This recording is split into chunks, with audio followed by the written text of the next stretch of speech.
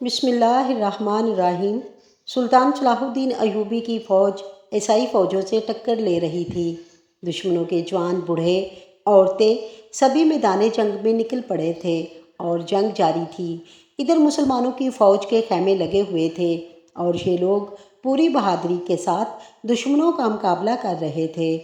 اس جنگ کی ایک رات کا واقعہ ہے جب ہر طرف سناٹا چھا چکا تھا اور سلطان صلاح الدین ایوبی اور ان کے ساتھی سو چکے تھے کہ اچانک ایک عورت عیسائیوں کے خیمے سے چیختی پکارتی ہوئی فوج اور پہرے داروں کے درمیان سے گزرتی ہوئی مسلمانوں کے خیمے تک پہنچی، جہاں اس کو ایک فوجی افسر نے روک لیا اور پوچھا، کہاں جا رہی ہو؟ اس نے پوری قوت سے جواب دیا، صلاح الدین کو تلاش کرتی ہوں۔ صلاح الدین کو؟ عورت کو سلطان صلاح الدین ایوبی رحمۃ اللہ علیہ کے پاس پہنچایا گیا تو وہ سو رہے تھے۔ ان کو لوگوں نے جگا دیا اور کہا کہ ایک مظلوم عورت آپ سے کچھ کہنے آئی ہے۔ اس وقت اسلامی لشکر کے تمام بڑے بڑے سردار سو رہے تھے۔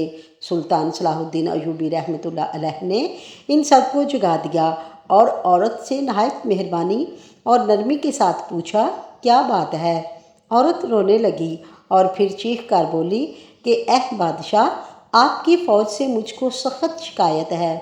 سلطان صلاح الدین ایوبی کے چہرے کا رنگ اڑ گیا اور پوچھنے لگے، میری فوج نے کیا کیا ہے؟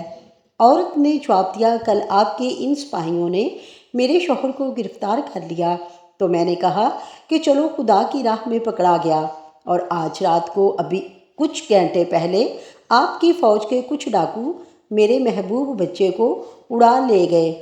یہ بچہ میری تسلی کا سامان تھا اور اپنے باپ کی گرفتاری کے بعد میرا سب کچھ وہی تھا۔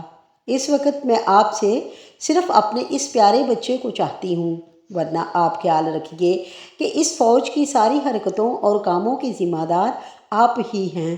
اور پھر جوش میں کہنے لگی، اے کافرو، میں اپنے بچے کو تم سے مانگ رہی ہوں۔ اپنے بچے کو عورت کا مزاج دیکھ کر اور اس کی باتیں سن کر سلطان صلاح الدین ایوبی رحمۃ اللہ علیہ خاموش ہو گئے اور فوج کو حکم دیا کہ فوراً لشکر چھاؤنیوں اور اس کے قریب کی جگہوں سے اس عورت کے بچے کو تلاش کر کے لائیں۔ تھوڑی دیر کے بعد فوج والے کچھ اجنبی ڈاکوؤں کو پکڑ کر لائے جو بچے کو لے گئے تھے۔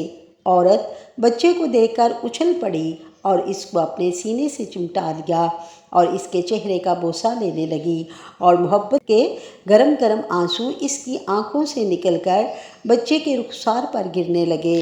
اب عورت کو سکون حاصل ہو چکا تھا اور وہ سلطان صلاح الدین ایوبی رحمۃ اللہ علیہ کی طرف متوجہ ہو کر شکریہ ادا کرنے لگی، لیکن سلطان صلاح الدین ایوبی رحمۃ اللہ علیہ نے تھوڑی دیر کے لیے اس سے مہلت چاہی اور اس کے قیدی شوہر کو طلب کر کے اسی وقت اس کو رہا کر دیا اور کہا، جاؤ اپنے سرداروں سے ہمارے متعلق کہہ دو کہ ہم ظالم اور سرکش نہیں بلکہ ہم رحم کرتے ہیں۔ ہم لڑائی کرنے اور تباہی پھیلانے کے لیے نہیں پیدا کیے گئے بلکہ ہمارا مقصد امن اور سلامتی قائم کرنا ہے۔ ہمارا دین اتفاق سکھاتا ہے، دلوں کو آپس میں ملاتا ہے، بھائیوں کے درمیان پھوٹ نہیں پیدا کرتا اور نہ ہی ان کے دلوں میں کینہ و عداوت کا بیج ڈالتا ہے۔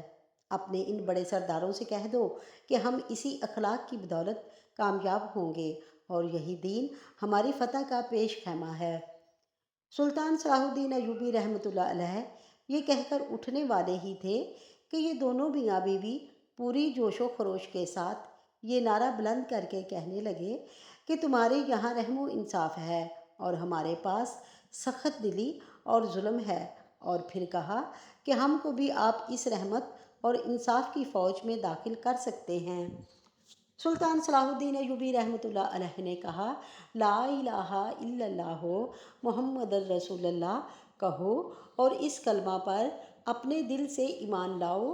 دونوں میاں بیوی نے لا الہ الا اللہ محمد الرسول اللہ کہا اور یہ دونوں میاں بیوی مسلمانوں کی چھاؤنی میں اپنے خیمہ کی طرف جا رہے تھے اور لا الہ الا اللہ محمد الرسول اللہ برابر ان کی زبان پر جاری تھا اور فضا مسلمانوں کے نعرہ تکبیر سے گونج رہی تھی۔ سبحان اللہ۔